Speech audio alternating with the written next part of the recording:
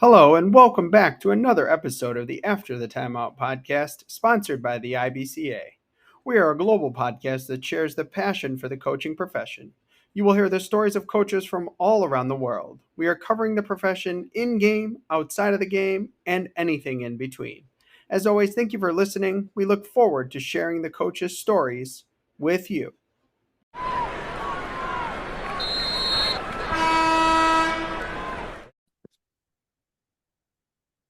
All right, on this episode of the After the Timeout podcast, we are very excited to welcome Phil Segroves, Mount Carmel boys basketball coach and athletic director. We will get into both of those in the episode.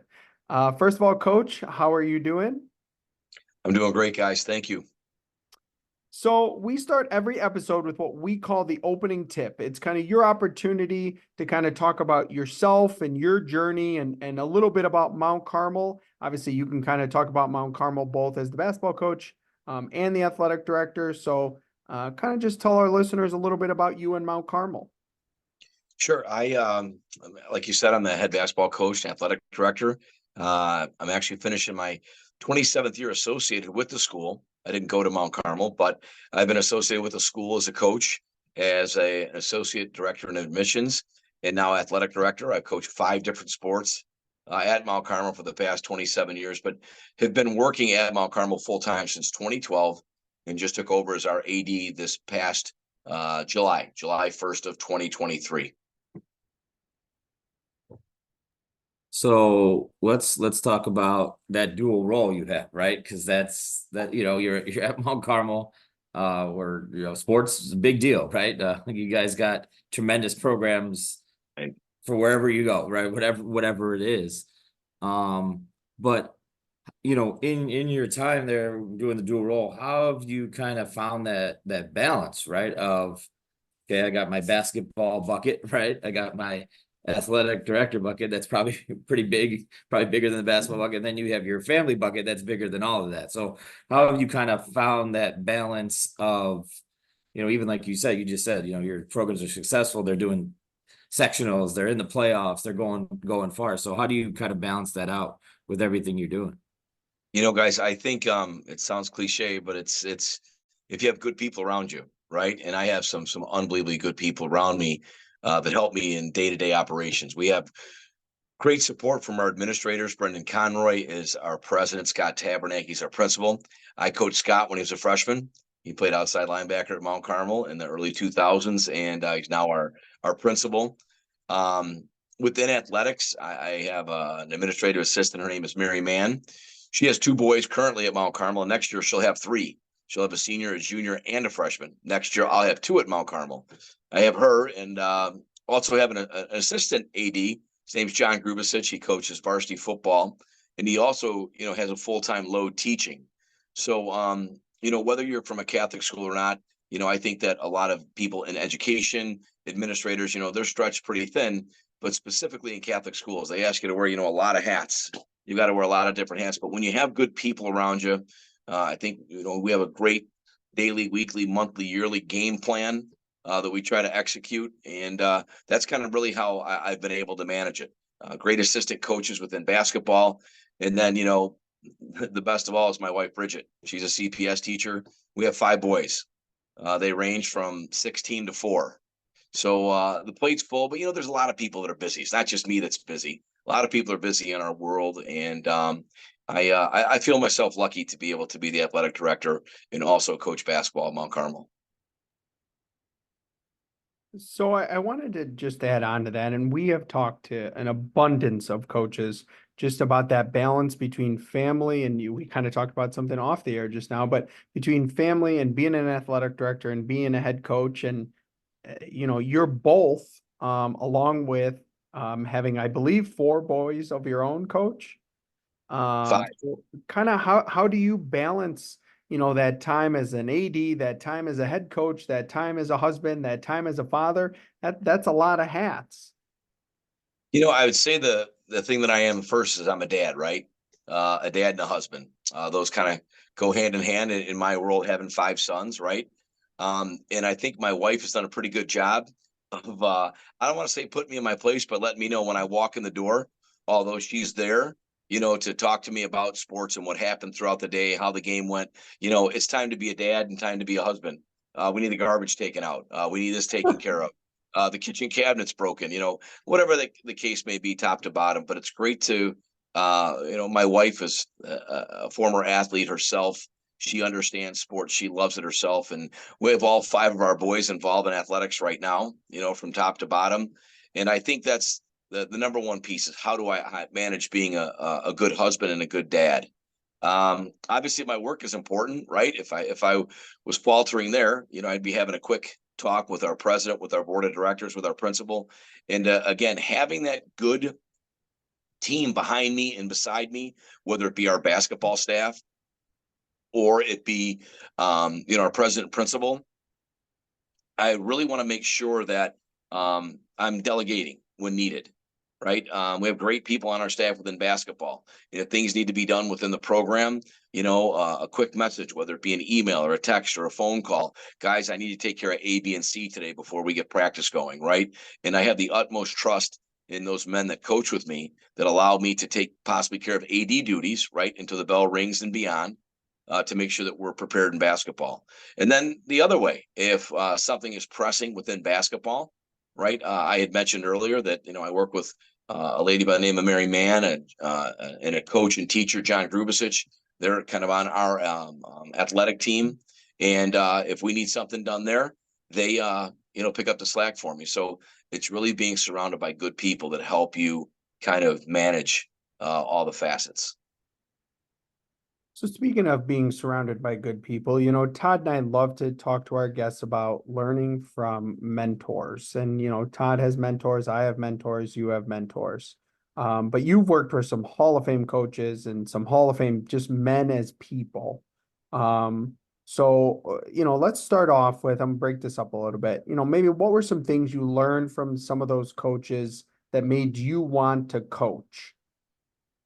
That's a great question. I think I know when everybody talks about Mount Carmel, they talk about names like Lenti, right? Frank Lenti, his brother Dave Lenti, so much success at Mount Carmel.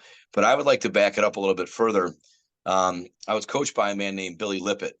Coach Lippett was the varsity baseball coach at West Blockton High School in Alabama. I grew up in Chicago, but moved down there and lived down there part of 6th grade through freshman year. We were very good in baseball. I know Alabama's known for their football, right?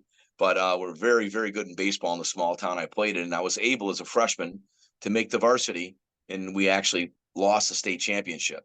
And just the way that Coach Lippett really went about himself, the way that he took care of me. I wasn't a young boy without a father, but my father was 900 miles away. My dad was a Chicago policeman, right? And I moved down south with my mom.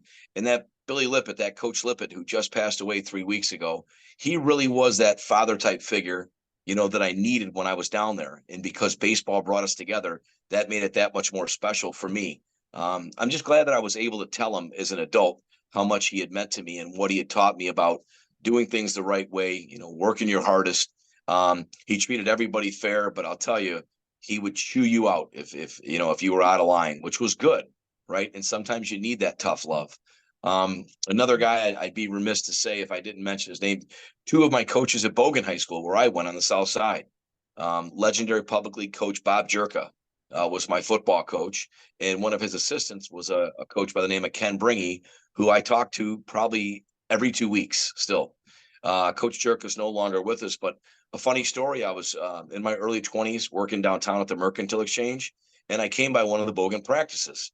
So I was fresh out of high school, in my early 20s, and I had quarterback there. So I was showing the quarterbacks how to run a drill, and Coach Jerka turned over, he goes, "Hey kid, would you want to coach with us?" And I looked around. I didn't know who he was talking to. And I'm like, "Me?" He's like, "Yeah, you're one of the best I ever had." And all the time I thought the guy hated me. And what I didn't realize is that, it was just, again, that tough love that Coach Jerka and Coach Bringy had, throughout high school. And that's really how I got into coaching was, way, way back in 1991, coaching at Bogan High School for my high school coaches, Bob Jerka and Ken Bringy. So you coached a long time and you coached in pretty historic leagues, right? The Chicago Public League, Catholic League. just high power leagues and everything they do. So we're gonna break this up a little bit, but what are the things you've taken away in your time, or maybe even like just developed over that time, um, from those two leagues, great coaches, great programs that have made you a better coach? I would just say, for sure, for my days in the public league, is to be grateful for what we have. At Mount Carmel, we have a ton of resources that we didn't have at Bogan, and I know that Bogan doesn't have today. And a lot of those resources come from alumni funding, alumni help. And I just would say that thinking about the days at Bogan, I was so proud to have coached in three public league championships in the early 90s. We won one. Unfortunately, we lost the prep bowls, one to Fenwick and one to Mount Carmel. But then as I moved on and started coaching at Mount Carmel in the mid 90s, 1996 was my first year coaching there, is just to be really grateful for what we have. Because, you know, the kids can be coached as hard as they want. You can instill as much discipline as needed, right? But there are still resources that are there, whether it be a weight room, a track, not a nutritionist or anything like that, but just there's some things there that you really need to be grateful for. And we're very grateful for them at Mount Carmel and grateful for our alumni who help us with those resources. So I wanted to just, a lot of people are local listeners, but if somebody's listening, kind of talk about some of the greatest challenges of both those leagues in terms of just how good they are and the programs you're facing, and when you're in the public league, you have different communities and things like that. Right. I again, like I said, I coached at Bogan in the early 90s, and the very first year I coached, we won the public league. We beat Robeson. And for anyone who knows public league football, you should know the name Roy Curry. Roy Curry was a longtime head coach at Robeson High School and helped mold hundreds, if not 1,000 young men, right? And I still had the utmost respect for him. But what I would say in the public league is that although the rivals were strong, they weren't quite as constant or as deep rooted as the Catholic League rivals, right? The most of the Catholic schools are older than the public schools. Some of the newer public schools, just like Bogan, popped up in the late 50s, whereas Mount Carmel, in 1959, had been fielding a football team for 50 years by then. I believe, I don't know, maybe their first team was 09 or 04. I'm not quite sure on the history of that Mount Carmel team, but if you think about it, that tradition of playing St. Rita, right, between Mount Carmel and St. Rita, they've already been playing games for 50 years before some of the public schools that I coached with or coached against had even been open. But I will tell you this, it takes nothing away from a Bogan Curie rivalry, right? We're both on Pulaski Avenue, great rivalry. We wanted to kill each other and everything we did. And it was a lot of fun in the late 80s when I played and then the early 90s when I coached. So, I think you've talked about this a little bit, but you've been in the city, Chicago, like pretty much your entire life, right? Coaching, working. Um, you know, why ultimately have you stayed in the city and dedicated your life to the city of Chicago and the kids in those communities? Well, like I said, I'm a South Sider, right? And I know there's more to the world than the South Side of Chicago, right? There's a whole big world out there, but as Southsiders, we feel it's a pretty special place. And I've been lucky to coach at two great institutions for the past 32 years, right? Five at one, 27 at the other. But I just think there's something about Southside rivalries, Southside families. Not everyone in the South Side is a blue collar family, but a lot of blue collar families. And although there may not be certain things of value that we have, we know that we value our pride, we value our families, we value our schools. And I think that's one great way of Southside schools being able to represent, to show, how they play between the lines, how they wrestle on the mat, in all sports. So I think it's a great way to not just say an equalizer, but to say, hey, what, we're represented as well. So we wanted to take a unique route with you, and Yes, you are the athletic director now, but prior to that, you worked in Mount Carmel in a very different role, more in the development side, institutional advancement, admissions side at Mount Carmel. So we kind of wanted to take a unique perspective with you in more of like a marketing your athletic program or marketing your basketball team or whatever sport you may coach that's listening. We have a ton of high school coaches that listen that, may not have the brand of Mount Carmel. Mount Carmel, I believe, is a brand. Uh, Right. so how do you go about maybe marketing or promoting your Mount Carmel athletic program that you maybe could give coaches some advice on? Well, I don't know if I want to give them too much advice, do I? Um, no, I think that's a really good question. Again, being a Mount Carmel transplant, but almost being there 30 years now, we don't shy away from saying that athletics is our front porch. Our valedictorians going to Notre Dame. We have students at Yale and Harvard. One of my basketball players, my point guard, is going to miss the first 3 days of summer practice because he's doing a camp at Yale. We have the first African American student body president at Stanford, right? So we've got some really smart kids. And I believe, guys, I coach football for 19 years at Carmel as well. And I believe throughout my time there, I coached 6 captains at the University of Chicago.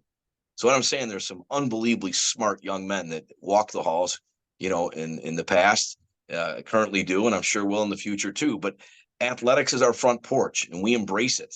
There's nothing wrong with that. Studies show that young men and young women who, participate in extracurricular, let's just say it's athletics, they tend to do better in school because they learn how to manage their time. And, we fought the old negative marketing from other schools. It's too far, right? You get home late. It's in a tough neighborhood.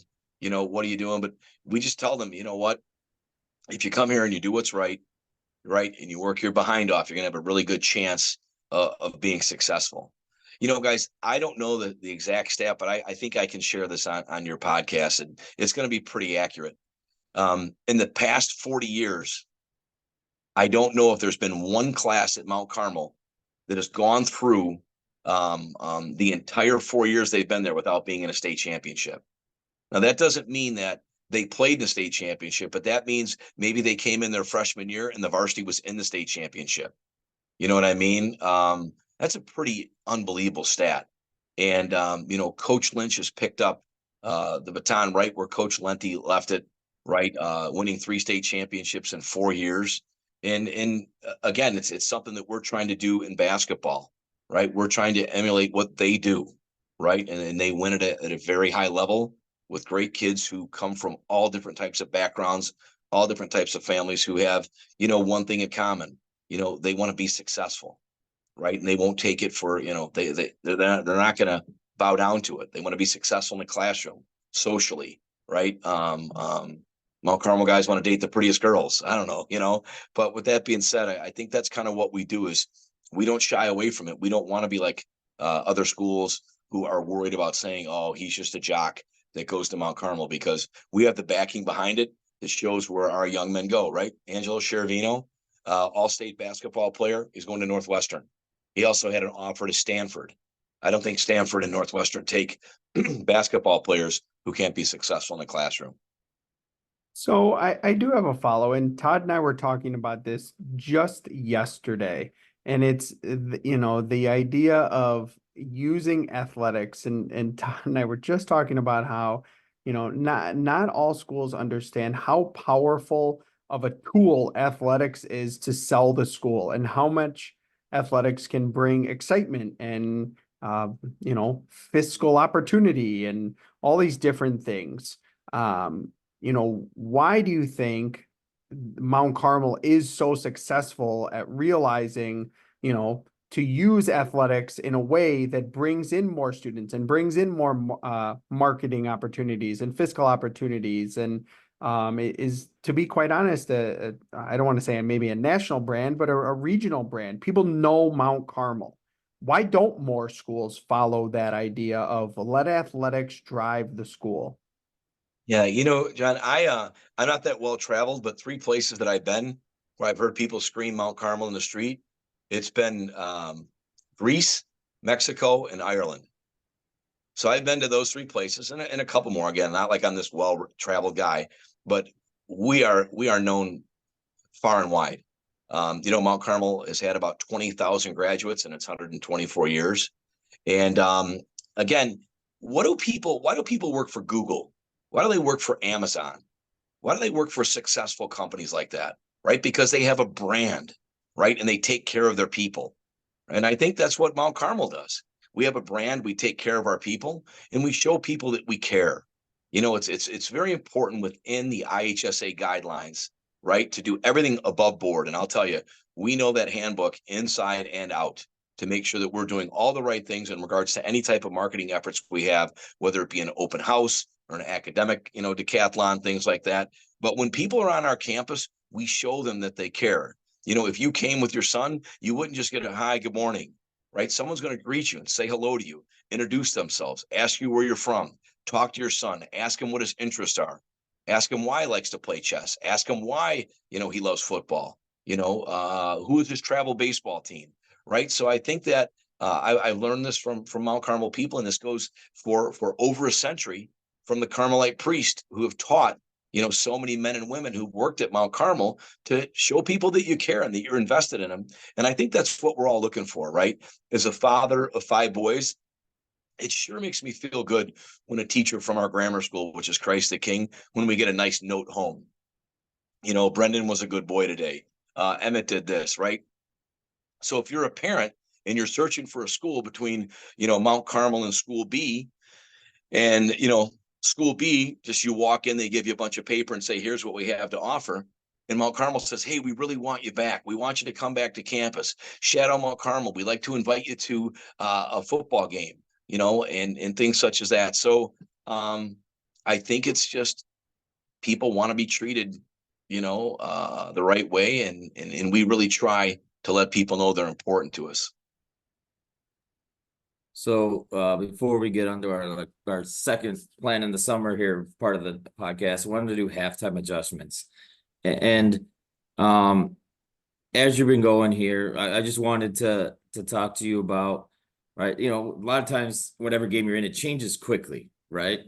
Like think about, basketball. Sure. For out one in, you used to have a big old center. Everybody's looking for somebody, right, tall to throw it down to. Well, now we're more positionless. People are spread out. But over your coaching career, like how have you gone about kind of adjusting to those changes you see, and and how kids have changed, right, and all that stuff, right? Because it's doing it on a consistent basis. Sure.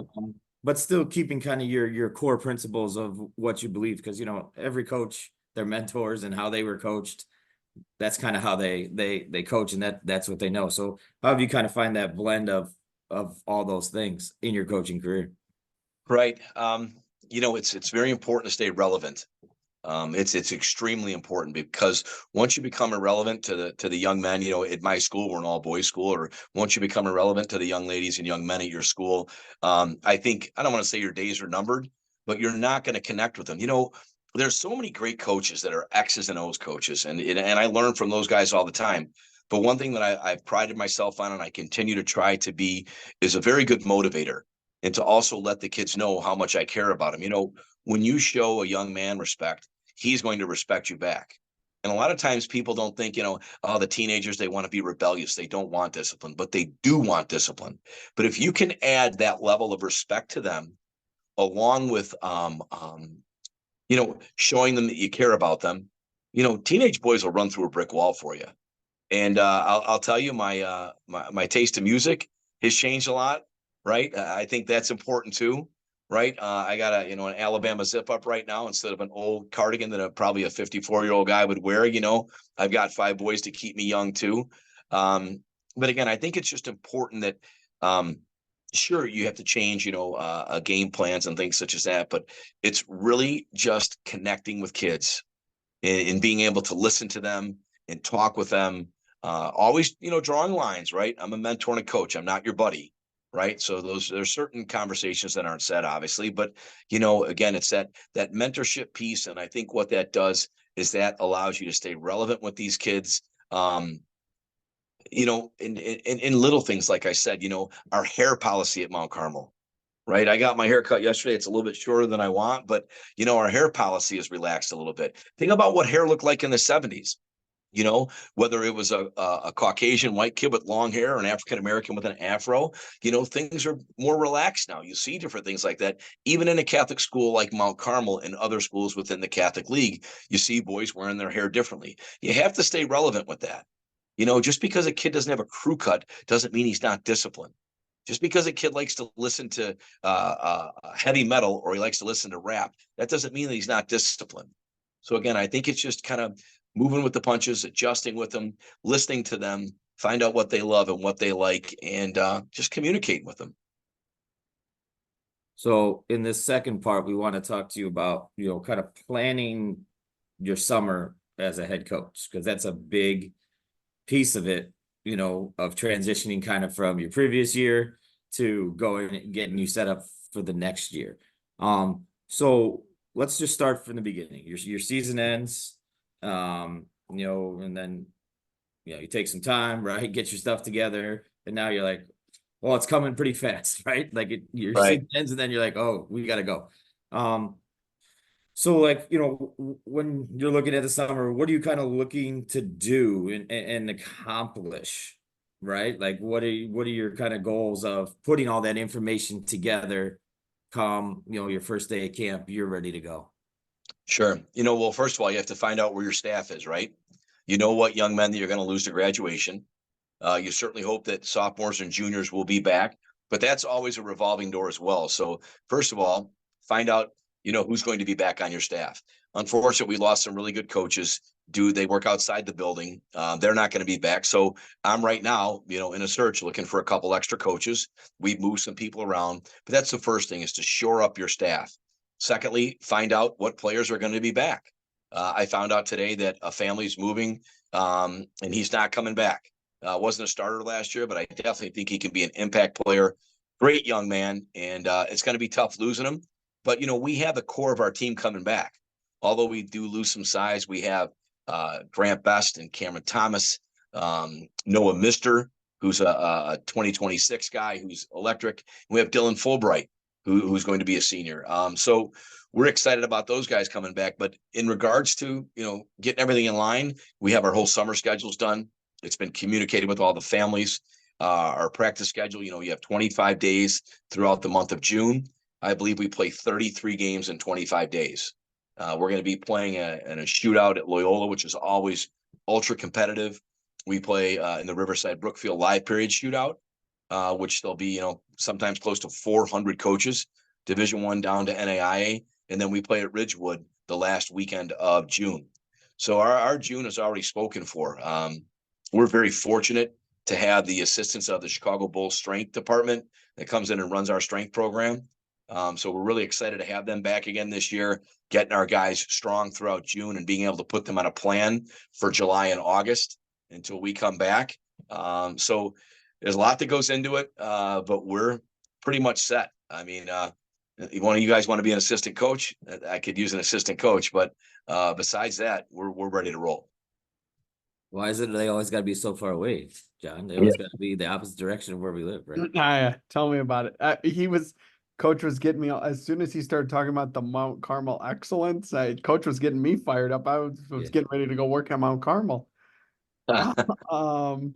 So this is just an interesting topic. Todd has been a head coach, now a college coach. I've been a head coach at Resurrection for 9 years. And I think it's something always interesting is, what does success look like for you guys in summer league games? You just kind of talked about all the summer league games you play. We play a ton of summer league games too. I kind of know what my message is to my kids. But what are things you're looking to accomplish? Are there certain ways you're tracking your progress? Maybe goals you're setting? What does that success look like for you guys at Mount Carmel in the summer? Because I'm gonna guess it's not based on if you win or lose the games. Great point. Right. No, it's not that at all. John, I had mentioned earlier that there are a lot of really good X's and O coaches out there, right? And I learn from them each and every year. I'm watching college games. I'm drawing stuff on napkins. I'm going to games in the Catholic League, East Suburban, name the league, whatever the case may be. And I'm picking stuff up from other guys. And that's how you become a good coach, right? You borrow it. You learn some things and draw some things up yourself that you like. But the number one goal at Mount Carmel is we want to get guys playing at extremely high level. You might say, well, everybody wants their guys to play hard. Well, we demand it. We demand it. So outside of wanting to see guys have the basic knowledge of our offense and our secondary and primary offense, what we're trying to run, we have 5 defensive principles. They have to know all of them, right? And they need to be able to catch, run, pass, shoot, defend. And really, I don't care what the scores are in the games as long as we're playing hard. And what does that look like? I really can't tell you, but I learned it when I started at Mount Carmel in 1996. And some people might say, "Oh, listen to this guy talk about Mount Carmel," but Mount Carmel guys play extremely hard. And I can't even tell you if I remember a time when we didn't play at that level. We've been beaten before. My first couple of years, we were 9-20 the first year. The second year, I knew we were going to be better, and we're 6-20. But I'll tell you, those first 2 teams, guys, they played harder than maybe any team I've ever coached. So that's the first thing we look for. Are they playing hard? And I think that really comes from the way we talk, the way we walk, expectations at practice, right? Little things. Learn this from Pat Fitzgerald, right? Except it was on the football field and now it's on the basketball court. Never walk. Pat Fitzgerald said you're in a stance or you're moving 100 miles an hour. And we talk about that, on the basketball floor, although there is time for patience, right, within a basketball on the floor, whether it be an offensive set or things like that. But I'm really looking forward. Are you playing at the level we want you to play? Because if you're not, we need to have a serious conversation. The coaches need to adjust that to let you know that's unacceptable. And then, just have a basic grasp of our offense and, be ready to have a great AAU system. But it's really about, I guess we call it the Carmel way, and I've never quoted it or never said it. It's not written down on paper, but we do talk about, the level of toughness and, the energy that we expect. You control your effort, enthusiasm. We've all heard that, and we expect those guys to control that. So just something here to kind of a little bit off topic, but you talked about your them like demanding they know their 5 defensive principles, right? Sure. So like just wanted to like kind of pick your brain on like how you got to that point, right? Like Right. you see a lot of people, well, we got this, and this, right? 5 defensive principles, pretty easy to remember and right, kind of simplify things for your players. But how do you kind of go about, one, like getting that ingrained in their mind, right? And then Sure. 2, kind of teaching those things that, you don't have to give away trade secrets here, but like Right. teaching those things, okay, this is how we're going to do it. Right. Coach, so you guys both know Tom Levatino from Loyola, right? I consider him a great friend. If he didn't live all the way, in Evanston, we'd probably hang out on the weekends. Great guy. And when I was really struggling in the early going, we got to know one another. And I'll tell you, we'd lose some games, and I'd call him at 10 o'clock at night when I was driving home. And he was just there to be a sounding board, right? And they were kicking our butt. Loyola was kicking our butt too. And I said, if you were me, what would you do? He had seen us play 1-3-1 and trap out of it, run a 1-2-2 and go to man and then play some zone. And he'd say, Phil, the first thing I want to tell you is if I were you, I would pick a defense. What kind of defense do you want to run? And when you find out what kind of defense you want to run, whether it's a 2-3-3-2, 1-2-2, 1-3-1, or man, stick with it and teach it. And guys, over the years, I've learned, a couple things. One of our dads, his son just graduated last night, is John Chippetto. John coached at Richards, and he was the head coach when they won state back in 2008. And he talked to me about a concept of corner hugging, which means, shutting down any corner shooters, right? And a lot of schools don't corner hug. And we hug and we work on backside rotation probably 4 days a week. I don't want to over exaggerate it, but those are some principles that are important to us. We play man-to-man defense. Are we going to switch some things up and maybe run some zone here and there? Sure. But I'll tell you, we probably spend 10% on that, 90% on man. So again, not to give all 5 principles away, that would help a lot of people, but we corner hug on threes, and we don't want anyone shooting open threes in the corner, right? Because too many guys help off that on the ball and give high school kids wide open shots in the corner.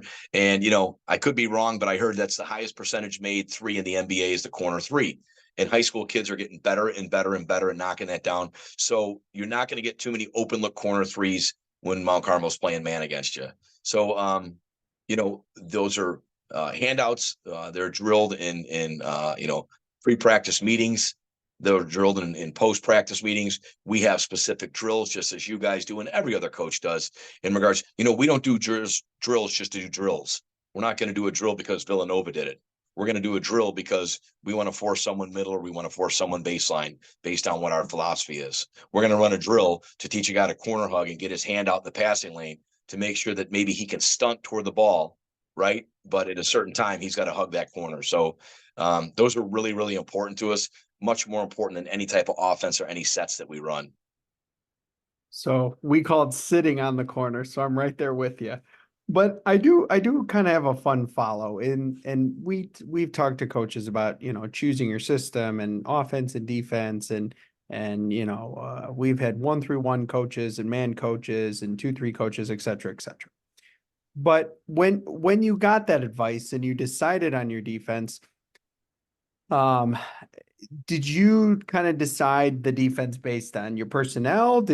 I think a lot of coaches will say personnel, but is any part of your defensive strategy just also based on your personality as a coach? Yeah, I would think so. I mean, that's how I was taught. That's how I played.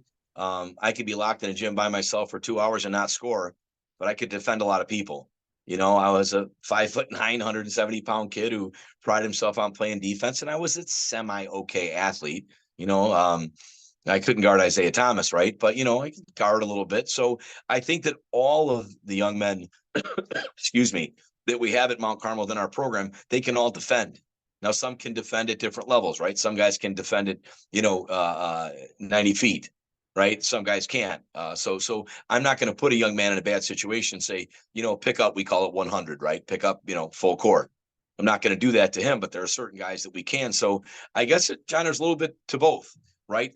We feel that all of our guys can defend, and that's how we're going to play it with those principles. We're not going to change them, but maybe where we pick up, or maybe what we're asking, him to do. Maybe we'll tell Bob, hey, Bobby, you got to help him out a little bit more, right? Because we know he's guarding a really good athlete, at St. Lawrence on Friday night, and, he's penetration first. So, we'll talk about, some game planning and some scheming and things like that, but it doesn't take away from our principles in what we do. John calls it sit, you call it hold. I call it if you give up that shot, coach is gonna go nuts. That's a good one. That's a good one. Yeah. So that puts it very clear for him. So let's go to the skill development aspect, right? Because again, that's tough. Like, you guys are high school coaches, you have a little bit of advantage. Us at D3, we don't really have any contact with our kids. We're like, right. We gotta rely on them to do it our own. But you also have limited contact. And you talked about you're playing games, you have recovery, right? Like, you can't be going after you just played at RB for 4 or 5 games, Sure. But how do you put that skill development plan together for your players, not only during that June period, but then now, hey, you maybe got multi-sport athletes, you got guys doing other stuff, they still got to have a summer of, okay, well, we still got to come back with basketball skills. We can't just not do anything. Right. So how do you kind of go about starting the plan to create that? Todd, I'll tell you something. I'm not afraid to say it. I think we can be better at that. I think I can be better at that as a head coach, right? If we're talking solely skill development, right? I am fortunate enough to have an assistant coach. He just finished his first year. I want to brag a little bit about him. His name's Mike Glennon Jr. Mike Glennon Jr. played at Brother Rice. His dad played at De La Salle, and his little brother played at Brother Rice as well. He's one of the best in the business. He runs MG Elite, which is a small AAU group, right? And he's amazing. in regards to his skill development, and he has it from his father, right? His dad's very good at it as well. So when we are with them in June, we're heavy on that, right? We spend some time shooting, a lot of skill development, very little teamwork in June. So, we're allowed to we could be with the kids for 12 hours on a Monday if we want, if it's one of our 25 contact days. So what we'll do, guys, is we'll have a 2-hour practice, and then we'll have 2 games at night. That's a lot of time to be with the guys in regards to getting them better and working on things such as skill development. Now, when they go away in June, I would say that 100% of our players play in July. They play AAU. Now, I don't have, 10 drills for them to do on Tuesday, Wednesdays, and Thursdays, right? You know what I mean? You got to get your skill work in, because these guys are playing as many games as they did in June with me as they are in July with their AAU teams. They're getting a lot of practice. Some coaches are worried that some AAU coaches teach bad habits, teach individualism, although, you do need good individuals to put the ball in the basket and things like that. But, basketball is a team concept. But we don't have a huge skill development summer session, if you will. And again, during the season, what we do is when we wrap up practice, guys are in the gym probably 30 to 45 minutes every day after practice, working on skill development, working on shooting. We're lucky enough to have 2 guns, right? So we get guys out on the gun, shooting the ball, after they practice for 2 hours. So I don't think that we are hurting at all in regards to lack of skill development or having a plan for them in July when we're away from them. But I will tell you that maybe there's some room for improvement there, but it hasn't really shown in regards to our guys not being on par with some of the best teams in the state. And, we've played guys from Missouri and other states, Indiana, and things like that. So I'm just going to follow here, just something you said. So you're talking about your guys coming in after practice, right? And getting their work in. And maybe it was, I don't know, but I'm sure it didn't. Most places it doesn't start there, right? So as you've gone along, how has that kind of grown now to where it sounds like it's just kind of an expectation, right? I got to get my extra work in.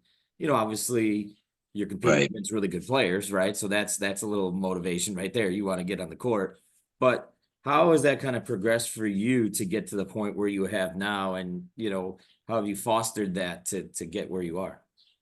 Right. Well, when I started coaching, there were no shooting coaches, right? There were no skill trainers, and kids never went to extra workouts and things such as that. Now everyone does. Not everyone. My son's a sophomore. He doesn't have a coach. He's got me, right? And he does a lot of work on his own, which I'm proud of. And he'll be on our varsity this year, fighting to come off the bench to help us and contribute. But what I would say is that when we end practice, I say, all right, guys, anybody want to get any extra shots in? Anybody want to work? We'll be here for the next 40 minutes. And guys, I could tell you probably 85 to 90% of the kids stay on the floor. Now, some kids are completely exhausted. Some kids may have to get home. They've got a big final, but guys are running up to me and telling me, Coach, I've got to get out of here. But kids want to stay. And guys, I don't want to switch gears too much, but I've seen a lot of really, really good cultures. I talked about Tom Levatino from Loyola. I learned a lot from him too. I believe Tom Kleinschmidt at De La Salle, DePaul Prep has a great culture there, right? Of getting his guys to buy in and play team basketball. And I think in my 8 years, we've done a great job too. That's the expectation. If you want to go home, then maybe Mount Carmel is not the right place for you every day if you don't want to put in some extra work, because everybody's practicing 2 hours a day. Everyone is. But how do you want to separate yourself? You want to be great on Friday nights when those lights pop on? Everybody does. But what are you willing to do when no one's there? Right? The coach is not there. I took my whistle off. I went in the office. I'm working on the game practice plan for the next day. I'm getting film ready for them, things such as that. What are you doing with some of our assistant coaches? What are you doing with one another to push each other for added work after practice is done? And I'm just gonna before I move on to the last question, and I'm just thinking back to watching the game you and DePaul played in the state championship game. I think most people would just say, oh, it was a phenomenal state championship basketball game, and these are our 2 teams based on talent and those things. But you could see, Coach, you could see the culture of both of your programs. I know you spoke very highly of Tom Kleinschmidt just now, but even your program, coach, like you guys fell behind. You guys never quit. You were very stoic on the sideline. It was just such uh, an opportunity for coaches on TV to just see what a great culture looks like. So I just wanted to give you that compliment before I moved on to the last question, because, you know, you spoke of two great cultures, but, you know, your culture was something to watch as well, just to be honest with you. I appreciate it, John. If I could add one thing, I mentioned this the other day. Um, when we had beaten St. Pat's in the super sectional, right, this past year, toward the end of the game, we had gotten a rebound. Angelo Cheravino leaked out. Noah Mister hit him up the floor with about 6 or 7 seconds to go. And he Dunk. had, I mean, an exclamation dunk. Yep. And I was watching the Pats game maybe, I don't know, 3 weeks or a month ago. And I was watching it, and I watched that play maybe 8 times. And not one time did I watch Angelo's dunk. You know what I watched? I watched our bench's reaction Yep. and how they celebrated and how they hugged one another. And I know that's easy to do when you're winning, right? What does culture look like when it's a 6 a.m. practice in February and it's 9 degrees out, Yep. right? What does culture look like when you lose, at De La Salle in overtime? How do you conduct yourself, when someone's saying bad things to you in the in the stands? Like, Angelo was heckled all year long.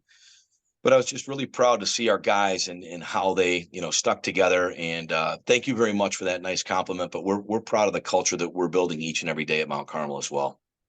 So an interesting question before we move on to the summer, the kind of the end of the summer question is, here's a perfect example maybe for our listeners to learn from you is, you played Kenwood in January, and we all know January as a high school coach sometimes is very hard because you're kind of done with your tournaments and you're kind of in the grind of the conference, and you're kind of far from the playoffs, and everybody's tired and everybody's sore. And you guys played Kenwood and you gave up 80, I think, I don't remember what the exact number was, 80, 81, something like that, points.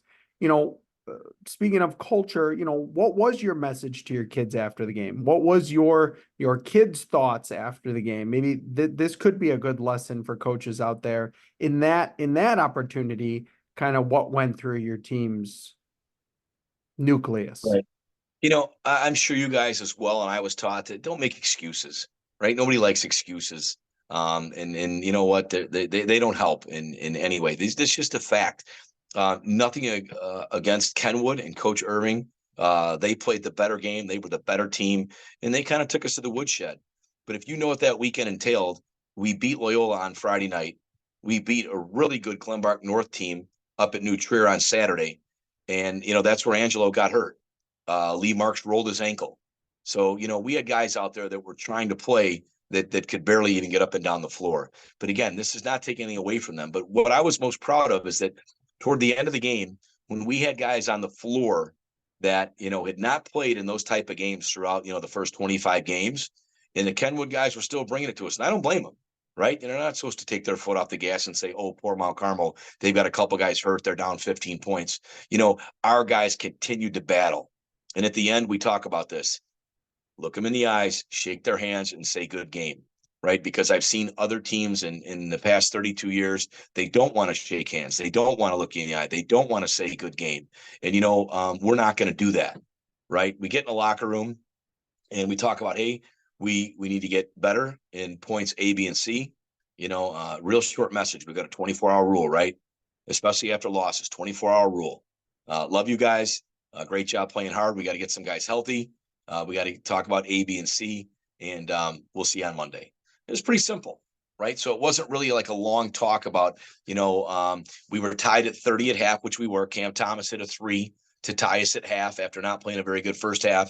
And then our guys were completely exhausted. So there was no reason to get into them. They want to win as bad as I do, right? Your team wants to win as bad as you do, right? And they don't need to hear anything. They feel bad enough as it is, right? So 24-hour rule. Love you. Way to fight, and we'll see you tomorrow.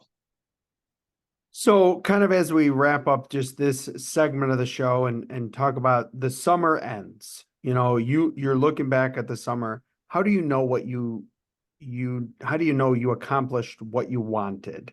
Do you ever look back and say like, I wish we would have got this, or at the end of the end of the summer, kind of how do you know your team got what it needed to get, and then individual players made the progress they needed to make? Right. I think a lot of things go into that. And, I say that you hear things from other coaches. I don't know who I heard this from. I might have made it up, but this is a great one. If you guys haven't heard it, you don't win the state championship in June, but you can lose it in June. Right. And what we want to look for is that toughness. How did we gel as a team? Do these guys like each other? Are they good friends? How do they act, when we're playing at Riverside Brookfield and we lose to a team by 2? Were there any guys? We talked this a lot. We don't like finger pointers, like thumb pointers, guys who can point their thumbs at inside and say, what can I do to get better? You don't think your buddy wanted to throw you a good pass when he threw it out of bounds. You don't think your buddy wanted to hit that 3 when he took that shot. So there's no reason for you to be screaming or yelling at him. And I know that gets into the, what everybody says we want to play as a team and, this and that. But again, I'm just looking for, have these guys gelled? Do they like each other? Does it look like we've got something coming together in regards to cohesiveness? Are they playing the Carmel way? Are they playing hard? Are they thumb pointers?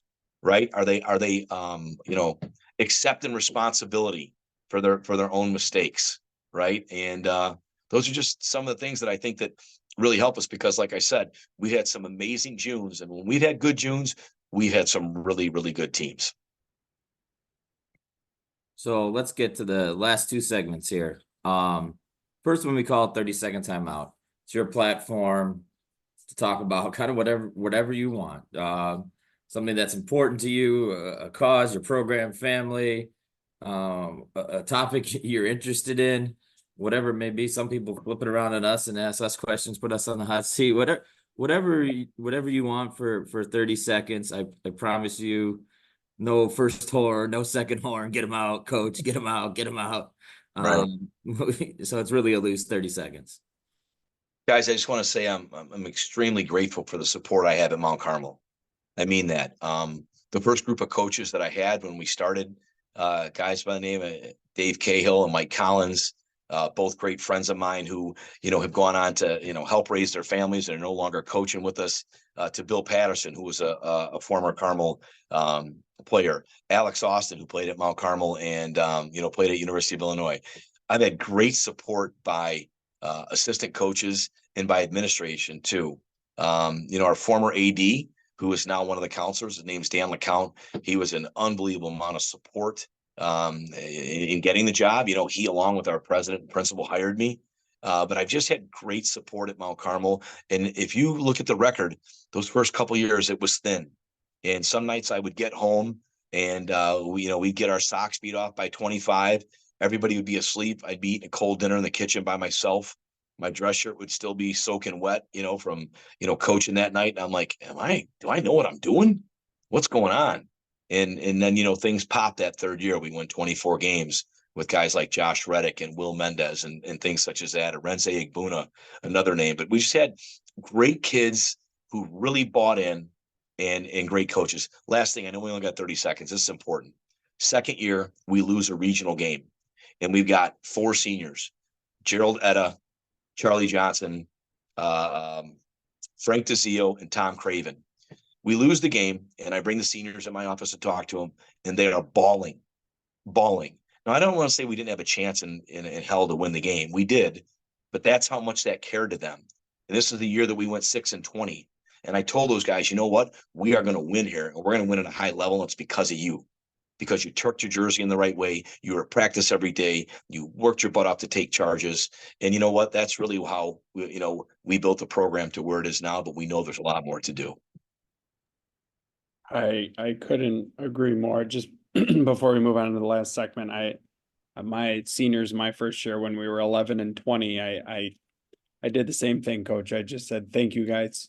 You don't know what you formed in the foundation, but you formed a foundation. And looking back 9 years later, I completely understand what you're saying. So as we move on to our last segment, it's called Quick Hitters. It's just Todd and my opportunity to have a little fun. Sometimes, as Todd would say, that this is where the show goes off the rails. So we're gonna start off with best South Side place to get a quick bite to eat. Angie's, 83rd and Pulaski. Do you have a go-to order at Angie's, Coach? You know what? Everything's good. Regular crust, sausage pizza. Okay. All right, the best Southside tradition or event. Southside Irish Parade, hands down. It's pretty Awesome. easy, right? That's Yeah, that pretty was easy. easy. That was a layup. I knocked that one out of the park. Yeah, exactly. Yeah, a lot of fun. All right, so you're wearing your Alabama quarter zip. You're an Alabama boy as much as you are a Chicago boy. So, favorite Alabama football moment? Oh, 92 national championship. Miami receiver catches the ball flying down the sideline. I think it's George Teague, sprints 45 yards, comes from behind, strips the ball out of his hands and turns back around and runs about 15 or 20 yards. And that was Gene Stallings' first and only national championship, I believe, 1992, beating Miami in the Superdome. Not that Coach remembers that moment well at all, Todd. Unbelievable play, guys. You got to Google it, YouTube it when we get off. For That's sure. when I was first starting to be a Miami fan. So that was Man, what a play. Yeah. All right, give us a good your favorite or just a good public league coaching story. Oh my God, easy. I'm layup. waiting for this one. 1991, we're playing Simeon, who had beaten Mount Carmel and I believe Gordon Tech that year. They were loaded. Their offensive line guys had to average 290 across the front. They had a couple 300-pounders. They were unbelievable. We're playing them at Gately Stadium in the semifinals. It's my first year as a high school coach. We're up 7-6 in the fourth quarter. We have a really small punter out there. He's 5'9", but he can kick the ball. And the ball is snapped. Excuse me, a tall punter. The ball is snapped low, and he goes down to a knee and gets the ball, down at the 2-yard line. And they called it, a dead ball. So we put the other punter in there, right? Almost snaps the ball over his head this time. He falls down at the 2-yard line, and there were no penalties. In the sidelines, the one guy, the high school kid, turns, looks at me. They're not effing scoring. And it was 1:05 to go. Simeon had the ball first and goal to go on the 2-yard line at Gately Stadium. We stuffed them 4 plays in a row and took a knee and beat Simeon to go to the public league championship. It was awesome. All right, so we all know I'm a resurrection coach. So St. Pat's Notre Dame rivalry, Marist Brother Rice rivalry, Mount Carmel St. Rita.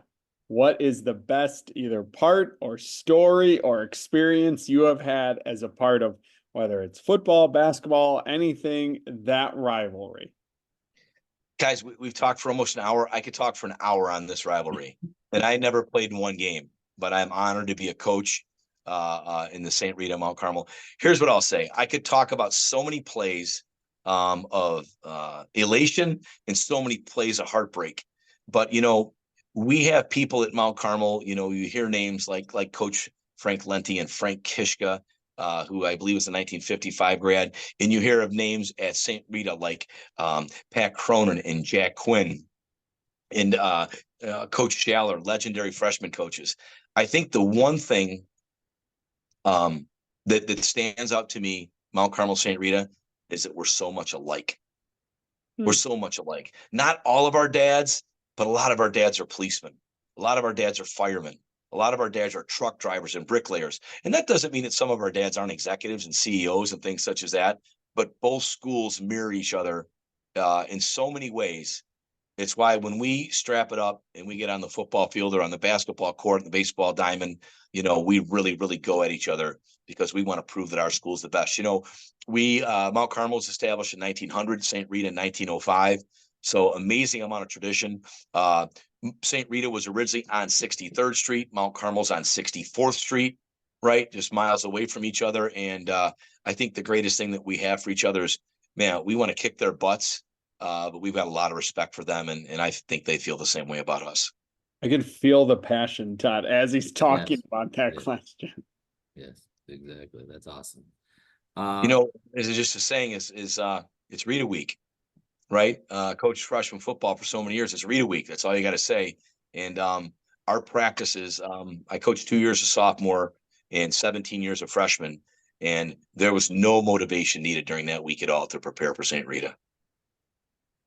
So, something maybe new you want to try with your team, something you're intrigued in, something you've maybe thought about since the season ended, like, we might look at this based on, could be personnel, like just or something that's just interesting you right now that a team's doing or people are doing. Right. I think that we've talked about this as a staff, just not at length, but I believe that we're going to try to apply a lot more pressure this year. We would get back in transition, we'd sprint back in transition, pick up in 50 at half court, right, and things like that. I think we're going to try to extend a lot more this year. We lose a 6'7" kid, Christian Urimovich, who's going to Haverford, just outside of Philly, 6'5" Lee Marks, who's going to St. Cloud State, and then 6'6" Angelo Cheravino, who is going to Northwestern. We could defend in the half court, check out, with some size going up and getting the ball. You know what I mean? We're not going to have that same type of size this year, but our athletes that we had last year and the ones that we have coming up in the system, they're a year bigger, they're a year stronger, a year faster, and these guys can really guard. So I believe that's something that we're going to do. I don't think it's going to be earth shattering that someone's going to say, "Oh my gosh, Mount Carmel presses all the time." We're not looking to be, the Westinghouses of the '90s, right? When they had Sid Banks and all those guys and won all those titles because of their their pressure. I don't think anybody can look like that, but we probably going to pressure the ball a little bit more, and that's really about it. Coach really lacked for size last year. He didn't have a lot of height. Didn't have any height. Didn't have any height at all. Yeah. That's awesome. Well, Yeah. Coach, we can't thank you enough for joining us. Tremendous episode, tremendous point of view from kind of where you've traveled in your athletic director coaching. I know our listeners will enjoy listening to what you had to say and learn a lot from it. So thank you so much. Thank you guys again. I was honored to be on, and when you guys put so much time and effort into your work, into your craft, to be invited to be on your show, I had to say yes right away. So thank you.